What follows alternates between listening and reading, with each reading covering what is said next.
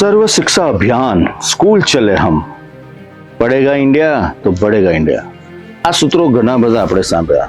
Drop out ratio ઘટે તે માટે શાળા પ્રવેશોત્સવ કાર્યક્રમનું આયોજન દરેક શહેર અને જિલ્લામાં આપણે જોવા મળ્યું.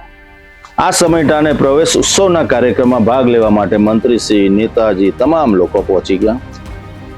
સારી સારી શહેર જિલ્લાની શાળાઓમાં હાજરી આપી. પ્રવેશ ઉત્સવનો કાર્યક્રમ જોરદાર રીતના થયો.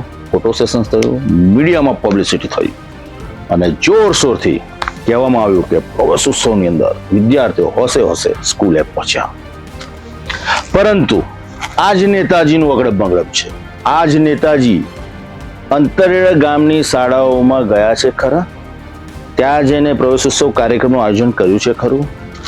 એ શાળાઓમાં મુલાકાત લીધી છે ખરી? અંતરિયાળ આદિવાસી ગામની અંદર શાળાઓની હાલત શું છે તેનો તાગ મેળવ્યો છે? ત્યાં વિદ્યાર્થીઓ સ્કૂલમાં અભ્યાસ અર્થે જાય છે? શિક્ષકો છે અથવા સુવિધાઓ કેટલી છે? ક્યારે પણ અંતરિયાળ આદિવાસી ગામની અંદર આ નેતાઓ શાળા પ્રવેશોત્સવ કાર્યક્રમનું આયોજન પણ નથી કર્યું ને ત્યાં જતા જ નથી. જે ચિત્રો આવી રહ્યા છે, દ્રશ્યો આવી રહ્યા છે, એ અલગ તાસીર રજૂ કરી રહ્યા છે. વિદ્યાર્થીઓને શાળાની અંદર સારી શાળા, બેન્ચીસ, બ્લેકબોર્ડ, સંડાસ બાથરૂમની સુવિધા અને સાથે સાથે એક સારું મેદાન અને તમામ રમતગમતના સાધનોની સાથે પાઠ્યપુસ્તકો મળવા જોઈએ. પાણીની વ્યવસ્થા હોવી જોઈએ. જ્યારે આવી વ્યવસ્થા કોઈ હોય જ નહીં અને અંતરિયાળ ગામની શાળાઓની અંદર કોઈ મુલાકાત લેતું જ ના હોય ને કોઈ પૂછનાર ના હોય તો ચોક્કસપણે એવું લાગે કે શાળા પ્રવેશ ઉત્સવ કાર્યક્રમ સફળ છે કે પછી સવાલ છે. નેતાજીનું અગડમ બગડમ સારી રીતના સમજી શકીએ છીએ, પરંતુ સાથે સવાલ પણ કરીએ છીએ કે આ શાળાની હાલત આવી બેસ્માન અને જર્જરિત કેમ છે? બીજી શાળાઓની અંદર પ્રવેશ ઉત્સવ કાર્યક્રમનું આયોજન કરવામાં આવે છે, પરંતુ જ્યાં જરૂરિયાત છે ત્યાં જો આ કાર્યક્રમનું આયોજન થાય અને ત્યાં ડ્રોપ આઉટ રેશિયાની ચિંતા થાય અને ત્યાં જ વિદ્યાર્થીઓ અભ્યાસ કરતા થાય તો ચોક્કસપણે એવું કહેવાશે કે પડેગા ગુજરાત, પડેગા ગુજરાત.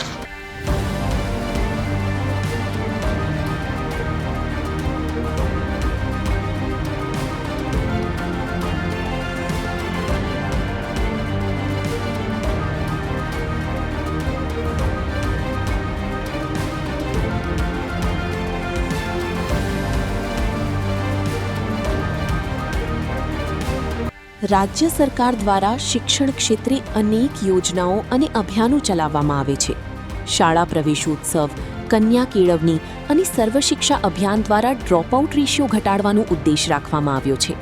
પરંતુ આ દાવાઓ વચ્ચે અનેક અંતરિયાળ વિસ્તારોમાં શિક્ષણની સ્થિતિ હજી પણ અત્યંત નબળી જોવા મળી છે.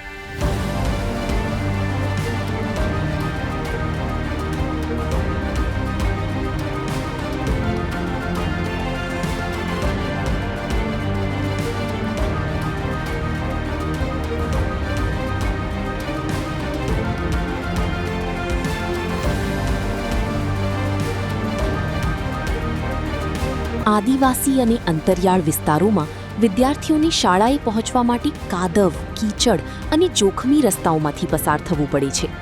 ઘણા સ્થળોએ શાળામાં ઓરડા, પીવાનું પાણી, શૌચાલય જેવી મૂળભૂત સુવિધાઓનો પણ અભાવ છે. આ પરિસ્થિતિ વિદ્યાર્થીઓના અભ્યાસ અને નિયમિત હાજરી પર સીધી અસર કરે છે.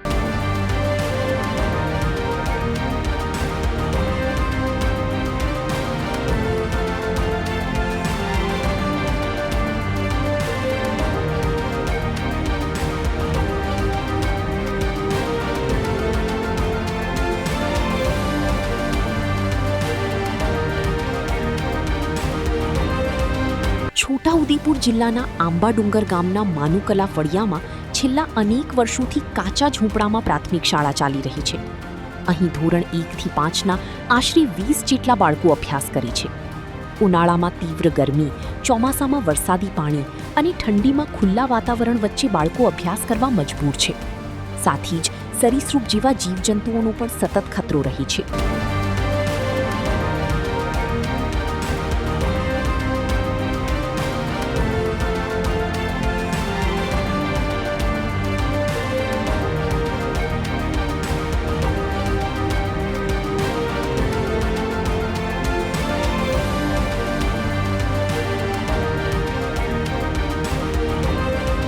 એક તરફ રાજ્ય સરકાર વિકાસના દાવા કરી છે અને શિક્ષણને મજબૂત બનાવવાની વાત કરી છે, પરંતુ બીજી તરફ અંતરિયાળ વિસ્તારોમાં મૂળભૂત સુવિધાઓના અભાવે વિદ્યાર્થીઓ શિક્ષણથી દૂર થતા જાય છે.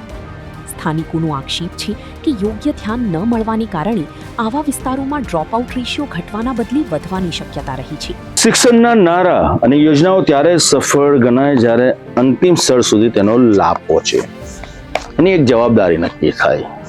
નહીં તો આ ભાષણો, નારાઓ, શિક્ષણની વાતો, પોસ્ટર અને પબ્લિસિટી સુધી સીમિત રહેશે.